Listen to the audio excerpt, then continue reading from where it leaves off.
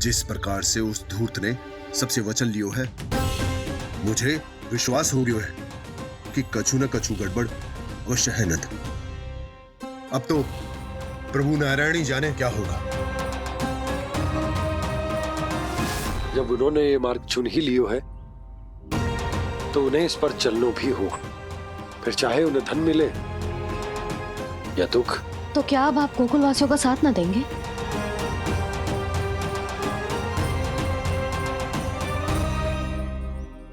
हे देवकी, यदि भक्ति का स्थान लोभ ले ले तो क्या करेंगे श्री नारायण? उत्तर दे प्रिय बहना, उत्तर दे। वो आपकी तरह नहीं है भैया। पथरीले मार्ग पर यदि कोई भक्त फिसलकर गिर जाए तो भी नारायण उससे मुंह नहीं मोड़ते हैं। वो सदैव अपने भक्तों के साथ खड़े होते हैं। वो स्वयं झुककर उसे उठाते हैं, फिर से पथरीले मार्ग पर चलने के योग्य बनाते हैं। यशोदा, संतान यदि भूल करे तो क्या उसकी मैया उसका साथ छोड़ देती? जब भक्त भूल करता है तो क्या नारायण उसका साथ छोड़ देते? तो फिर मैं भी अपनी प्रजा का साथ ना छोड़ सकता। ये मेरा दायित्व है। मुझसे जो संभव होगा मैं उनके लिए वो सब करूंगा।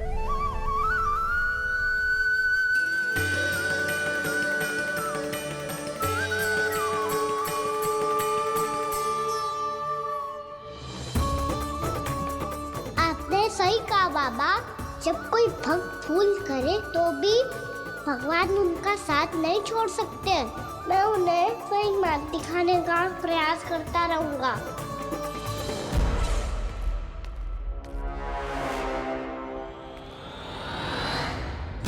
सत्य तो ये है, नारायण उन्हें लोग तो क्या किसी भी जाल में नहीं फंसने देते, किसी भी जाल में नहीं फंसने देते।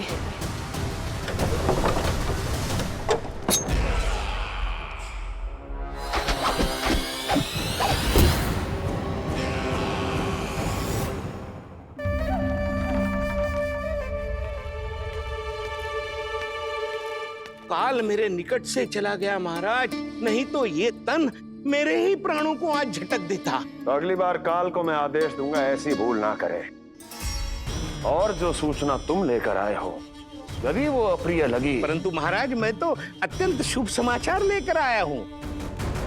गोकुल के सारे ग्वालों और ग्वालिनों ने ये प्रण लिया है कि कल से वो सारा दूध, दही, मक्खन केवल मुझे ही देंगे। अर्थात जिस दिन की मुझे प्रतीक्षा थी वो शुभ दिन कल आएगा। कल से आरंभ होंगे गोकुल के दुर्दिन और बहुत शीघ्र वो विष्णु अवतार मेरे चरणों पे पड़ा गिड़गिड़ाएगा, अपनी असही स्थिति पर आंसू बहाता हुआ अपने जीवन की भिक्षा मांगेगा। सब झटक लूंगा।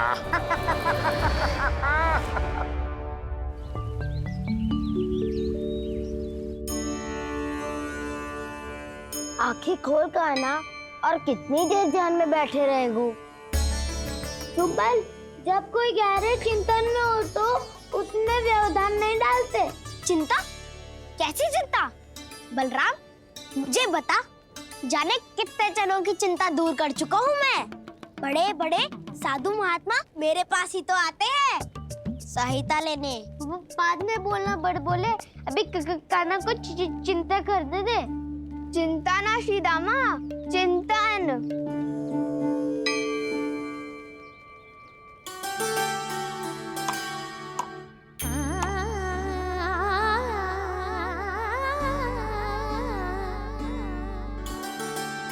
फिर किस वस्तु के पीछे भाग रहे हो आप सब? सब तो है आपके पास, सुख, स्वास्थ्य, समृद्धि, फिर संतुष्टि क्यों ना है?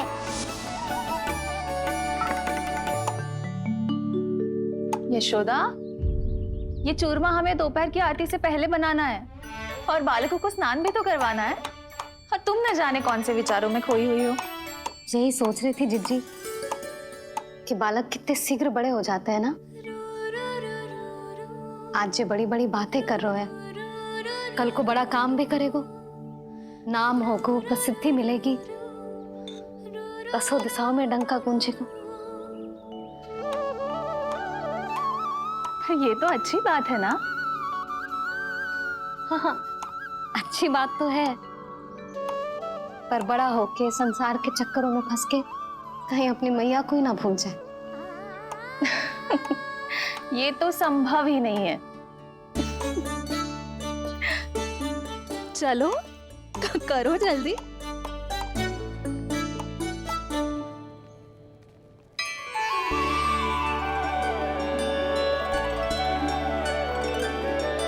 बड़ा लंबा चिंतन था तेरा। कोई गंभीर समस्या आ गए हो क्या? हाँ, माखन की समस्या तो है। कटौती भी बहुत बढ़ गई है काना। अब तो चखने को भी ना मिलता माखन। सारा का सारा उस व्यापारी के पास चला जाएगा आज दोपहर को। ना जाएगो कैसे? हमें सही समय में सही स्थान पे पहुंचना होगा।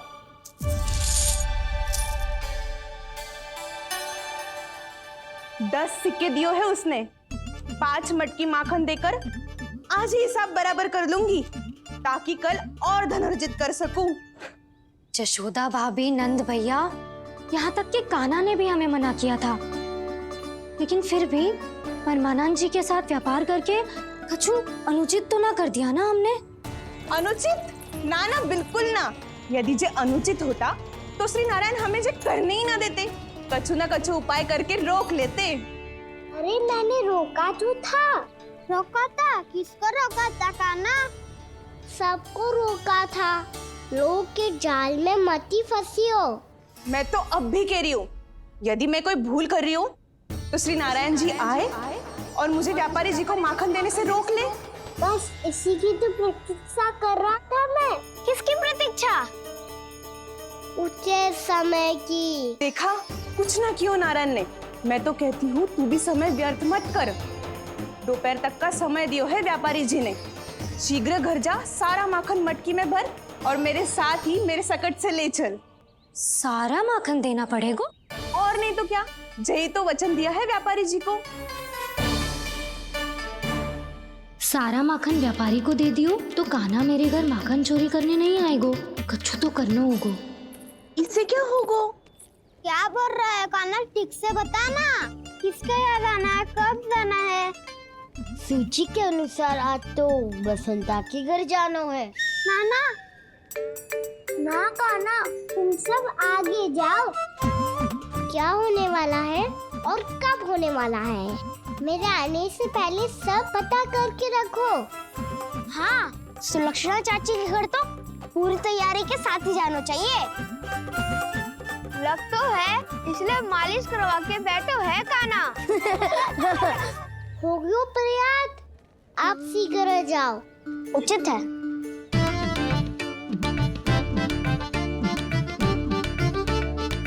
तुम सच में सुलक्षणा चाची के घर माखन चोरी करने जा रहे हो?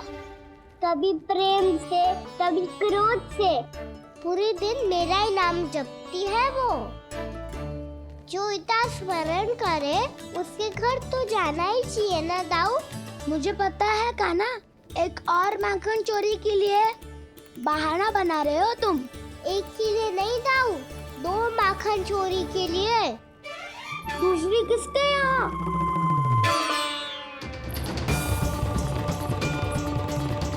उनके यहाँ।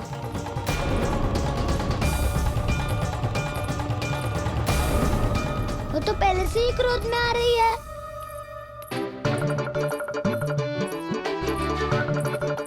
सब पता है मुझे, तू सबके घरों में माखन चोरी करतो है और अपनी मैया के सामने एकदम भोला बालक बन जातो है। चकित क्यों हो रहा है? सब जान गई हूँ मैं। मेरी सखियां ना कभी झूठ ना बोलती, और वैसे भी तुम पे झूठा आरोप क्यों लगाएंगी? वे सबके सब इतना स्नेह करती हैं तुमसे, और स्नेह तो मैं भी करती हूँ तुमसे, पर जिसका ये अर्थ ना है कि तू ऐसे सबके घरों में जावेगो और माखन खा जावेगो? ठीक है। क्या ठीक है? मेरे घर आने की तो सोचियो भी मत ही काना। शंकरी मौसी की तरह मैं माखन को ऊपर ना टांगती, पर वो तो इसीलिए क्योंकि मेरे घर ऊंची चौकी ना है ना, इसीलिए एक पार्ट को दूसरे पार्ट पर रखना पड़ता है। पर तू तो ये सब कर ही ना पावेगो, तो मेरे घर आने का कुछ लाभ ही ना है ना। और भले ही सावित्री भाभी की तरह मेरे द्वार पे कोई बैल पहरा भी ना देती, लेकिन मैं सदैव चौकन्ना रहती हूँ, इसीलिए मेरे यहाँ माखन चोरी करना असंभव है।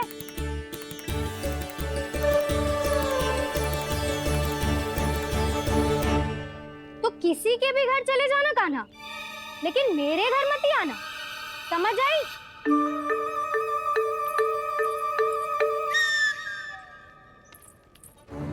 और दोपहर को मैं सकट लेने बाहर जाऊंगी। इस अवसर का लाभ उठाने के बारे में सोचियो भी मती, ना तो आप छोटी माँ को बता दोगी? आप क्यों सुझाव दे रही हो दाऊ? ना बताऊंगी नहीं, सीधा कान पकड़ कर ना जशोदा भाभी के पास ले जाऊंगी तुम्हें। इसीलिए मेरे घर आने का विचार अपने मस्तिष्क में भी मत लाना कान्हा। ये रोकने आई थी ये सारा पेट बताकर चोरी का निमंत्रण देने। तो अब आपने सेल देख लियो ना, तब चाहती है मैं उनके घर जाऊँ और माखन खाऊं। वो तुम्हारे दाऊ का ना, मैं नहीं चाहता कि तुम चोरी करो और पकड़े जाओ। चलो, बहुत धूप ले लियो, स्नान का समय होगा है। आ जाओ। दाऊ ना हो गो कार्य। यदि कान्हा के माखन चुराने वाली बात सत्य है ना, तो आज कान्हा यहाँ अवश्य आवेगो। पर जे कान पकड़ कर ले जाने वाली बात मुझे ना कहनी चाहिए थी। हे नारायण, यदि कान्हा सचमुच भयभीत होगो, फिर तो आज क्या, तो मेरे घर कभी भी ना आवेगो।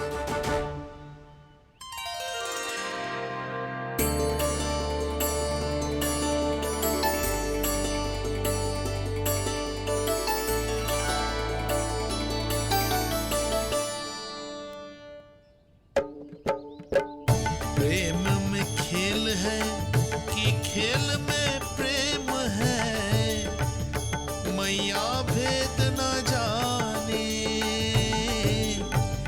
माखन चोर लगाए गुहार, करे मनुहार पर दाऊ ना माने।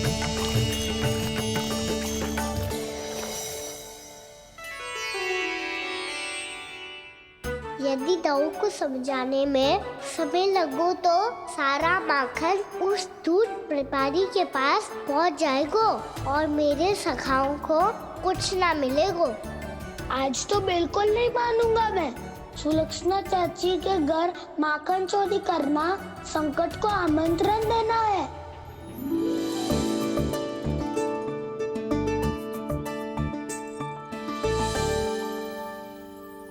ये दोनों आज इतने शांत क्यों है जिज्जी?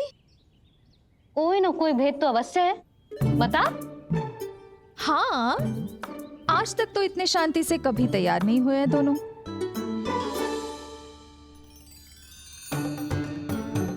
लगता है थक गए हैं। हाँ, बहुत नींद आ रही है मैया। कहीं अकेले जाने की तो नहीं सोच रहा है ये?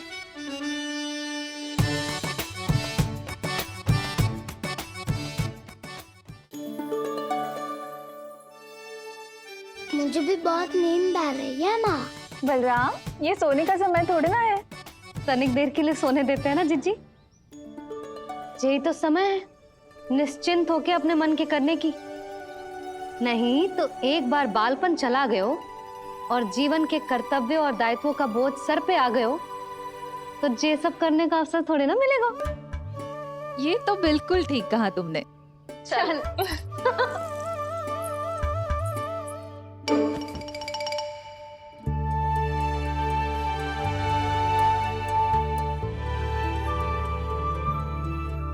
देखो तो इन्हें। और तुम चिंता कर रही थी बच्चे बड़े हो रहे हैं, हमें स्मरण रखेंगे भी या नहीं। इन्हें हमारी आवश्यकता है यशोदा, और सदैव रहेगी।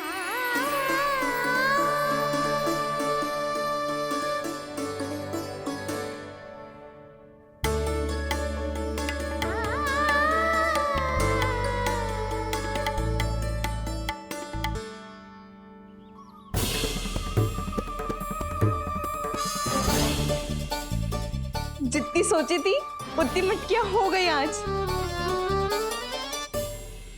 माखन मटकियों में भर को, माखन मटकियों में भर को, माखन मटकियों में भर को, माखन मटकियों में भर को, माखन मटकियों में।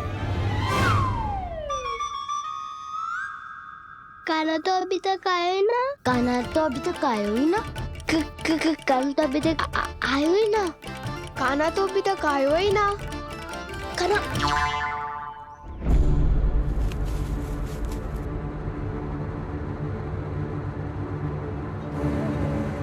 हे नारायण, सुलक्षणा चाची मटकियों को बंद कर रही हैं। अब यदि कान्हा ना आया तो ये सारी मटकियों को लेके निकल जाएंगी। थोड़ा माखन कान्हा के लिए अलग निकाल देती हूँ।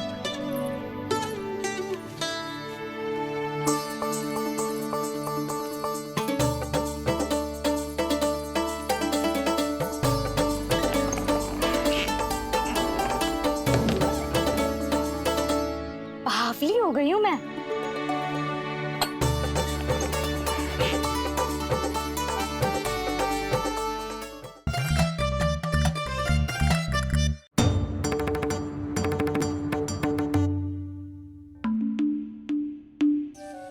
जिज्जी, हम दोनों भी बालकों के साथ सो गई थी। मंदिर में आरती आरंभ होने वाली होगी। हाँ, और भोग के लिए चूरमा भी तो बनाना है।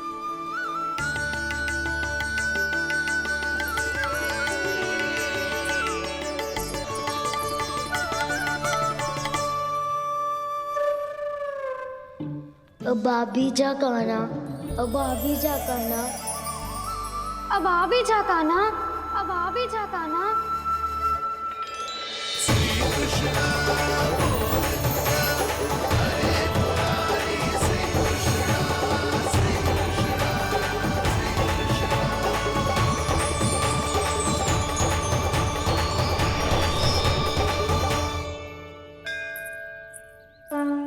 लो, आरती का समय हो गया, चलो।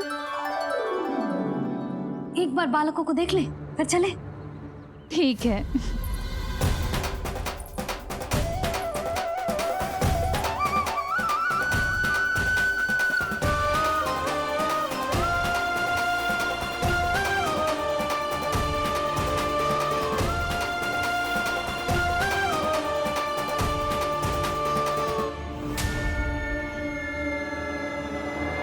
कितनी गहरी नींद में सो रहे हैं दोनों। जिज्जी शीघ्र ही वापस लौटेंगे। हाँ, चलो।